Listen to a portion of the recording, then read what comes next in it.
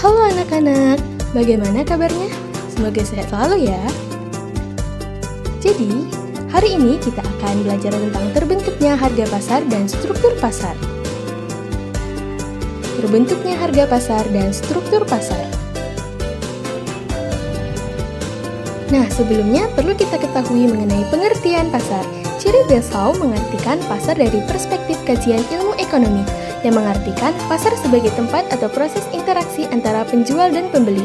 Interaksi kedua belah pihak inilah yang nantinya akan melahirkan ketetapan harga pasar terhadap jumlah yang tersedia.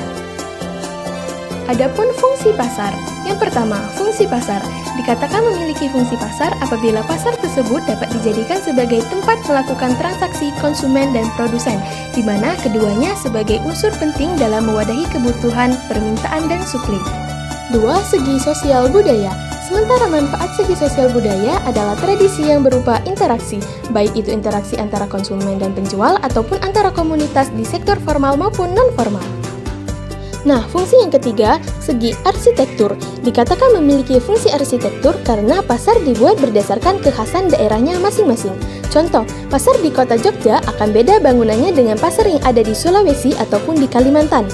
Dikatakan memiliki fungsi pasar apabila pasar tersebut dapat dijadikan sebagai tempat melakukan transaksi konsumen dan produsen, di mana keduanya sebagai unsur penting dalam mewadahi kebutuhan permintaan dan pasokan. Nah, dari 3 fungsi di atas, maka fungsi pasar tetaplah menjadi sebagai sarana untuk bertemunya masyarakat untuk memenuhi kebutuhan manusia.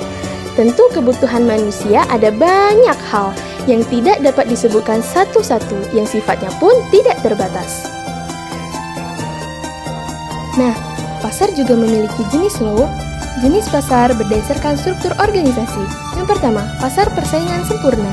Ciri-ciri pasar persaingan sempurna: 1. Produk barang dan jasa bersifat homogen. 2. Ada banyak penjual dan banyak pembeli. 3. Setiap bentuk produk bebas masuk dan keluar pasar. 4. Penjual dan pembeli memiliki informasi lengkap terhadap produk yang dijual ataupun yang akan dibeli. 5. Harga tidak boleh ditawar karena sudah ditetapkan oleh pasar.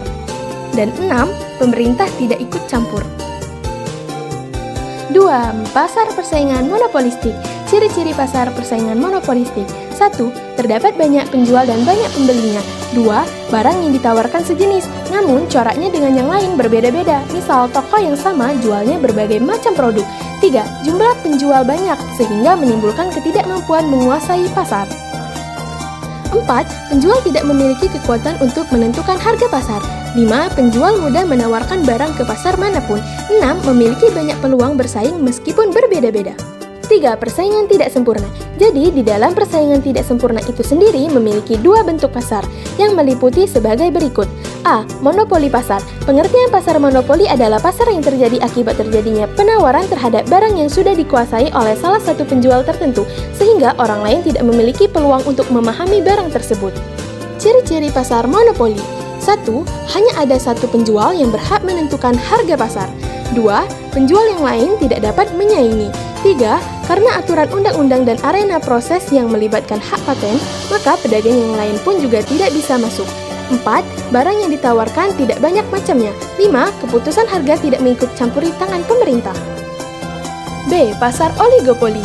Pasar ini hanya ada beberapa penjual saja. Dalam artian, sedikit yang menjual produk tertentu dan ceruknya pun kecil. Dari segi jumlah permintaan atau pembelinya pun juga terbilang kecil. Contoh pasar oligopoli. Contoh perusahaan yang menjual mobil, sepeda motor, industri, telekomunikasi, dan perusahaan rokok, di mana mereka ada tetapi jumlahnya tidak banyak, dan konsumen yang beli pun terbilang tersegmen. Ciri-ciri pasar oligopoli: 1. Penjualannya sedikit. 2. Harga jual yang ditentukan penjual akan mempengaruhi penjualan lainnya. 3. Produk yang dijual belikan terstandarisasi. 4. Peluang terbuka bagi yang ingin masuk di pasar ini. 5. Memiliki kekuatan pemasaran yang besar untuk mendongkrak penjualan produk. Nah, itulah penjelasan singkat mengenai terbentuknya harga pasar dan struktur pasar. Thank you, see you next video.